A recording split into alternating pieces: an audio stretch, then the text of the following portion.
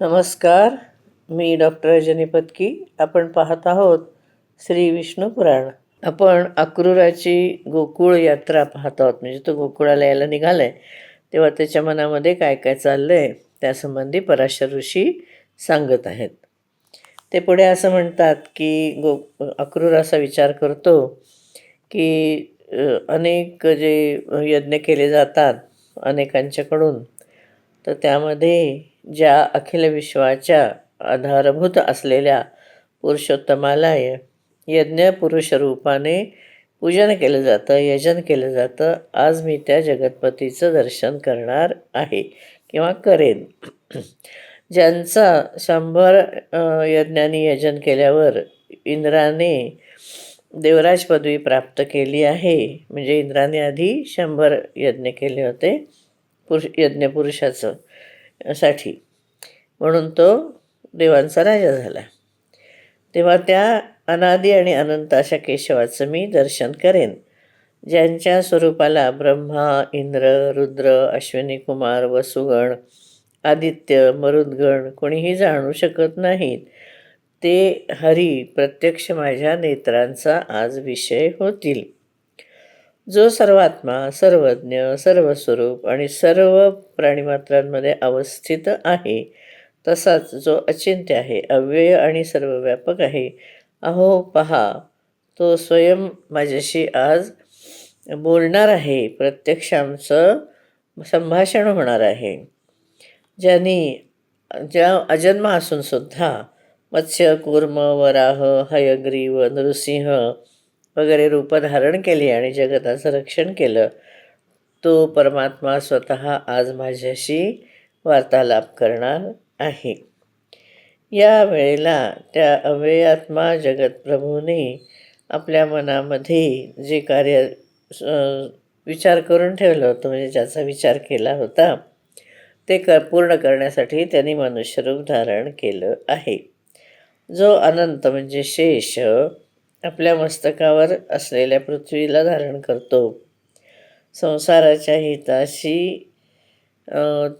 हितासाठी तो अवतीर्ण झाला आहे, तो आज मला अक्रूर म्हणून बोलावणार आहे. ज्या परमात्म्याची माया पिता, पुत्र, सुहृद, भ्राता, माता किंवा बंधुरूपिणी जी काही आहेत, ते या मायेला पार करण्यामध्ये असमर्थ आहेत. सर्व संसार असमर्थ आहे. त्या मायापतीला माझा वारंवार नमस्कार असो. ज्यांनी हृदयाजवळ घेतल्यानंतर ह्या योगमायारूप अशा विस्तृत अविद्येला मनुष्य पार करू शकतो, अशा त्या विद्यास्वरूप श्रीहरीला माझा नमस्कार असो. ज्यांना याज्ञिक लोक, यज्ञपुरुष, सात्वत गण म्हणजे यादव किंवा भगवत भक्त असतात, ते वासुदेव आणि वेदवेत्ता विष्णू असं म्हणतात, त्यांना माझा वारंवार नमस्कार असो. ज्या सत्यामध्ये हे सदरूप जगत, ज्या जगदाधार विधात्यामध्ये स्थित आहे, त्या सत्यबलाने जगतपिता प्रभू माझ्यावर प्रसन्न व्हावेत. ज्यांच्या केवळ स्मरणमात्रेने म्हणजे फक्त स्मरण केल्यानंतर मनुष्य कल्याणपात्र नेहमी होतो, त्या अजन्मा अशा हरीला मी शरण आहे आणि प्रणाम करतो आहे. श्री पराशर ऋषी म्हणाले पुढे की हे मैत्रेया, असं अक्रूराचं जे चित्त होतं ते भक्ती विनम्र असं झालं होतं. तेव्हा त्या अशा प्रकारे विचार करत, श्री विष्णू भगवंताचं चिंतन करत, अगदी थोडंसं म्हणजे सूर्य आता मावळतीला आला आहे अशा वेळेला तो गोकुळामध्ये पोहोचला. तिथे पोहोचल्यानंतर त्यांनी पाहिलं की नीलकमलासारखे कांती असणारे आणि असे सुंदर दिसणारे श्रीकृष्ण गायींच्या दोहन स्थानामध्ये म्हणजे गोठ्यामध्ये आपल्या वासरांच्या बरोबर ते विराजमान झालेले दिसतात त्या गायींच्या आणि वासरांच्या मध्ये. त्यांनी त्याला श्रीकृष्णाला पाहिलं. ज्याचं नेत्र उमललेल्या कमळाच्या सारखे आहेत, वक्षस्थलामध्ये श्रीवत्स चिन्ह शोभून दिसतं आहे, ज्यांचे हात असे लांब लांब आहेत, अजानुबाहू म्हणतो ना आपण तसे, आणि ज्यांचे वक्षस्थल विशाल आहे आणि उन्नत आहे आणि नासिका पण अगदी सुंदर आहे. जो सविलास असं जे त्याचं हास्य आहे, त्याने मनोहर अशा मुखकमलाने सुशोभित दिसत आहे. तसेच ज्यांचे उन्नत आणि ज्याच्या नखलाल आहेत असे त्यांचे चरण या पृथ्वीवरती विराजमान आहेत. म्हणजे पायसुद्धा कृष्णाचे अतिशय सुंदर दिसत होते.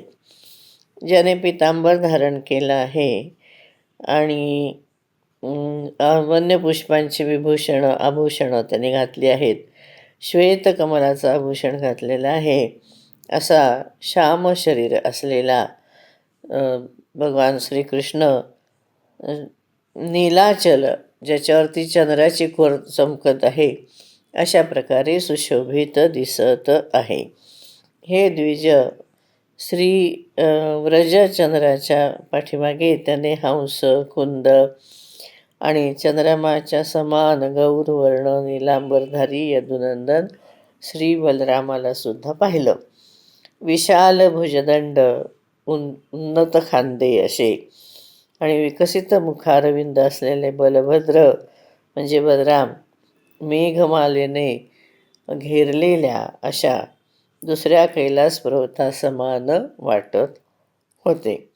हे मुने मैत्रेया, त्या दोन्ही बालकांना पाहून महामती अक्रूराचं मुखकमल अत्यंत प्रफुल्लित झालं. म्हणजे त्याच्या चेहऱ्यावर एकदम आनंद दाटून आला आणि सगळ्या सर्वांगावरती त्याच्या रोमांच उभे राहिले.